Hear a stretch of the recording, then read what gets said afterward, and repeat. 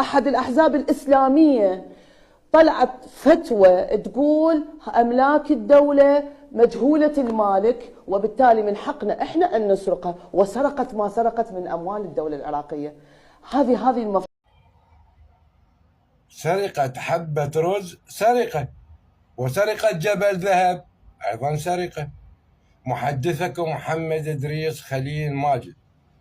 الديانات الإرهابية التي حللت السرقة هذه مدارس تابعة للحكومة الأمريكية يديرها رجال الدين لتعليم الناس النصب والاحتيال والخطف والقتل والسرقة، وهذا تاريخ ودليل موجود بالعراق وسوريا ولبنان واليمن والسودان وفلسطين.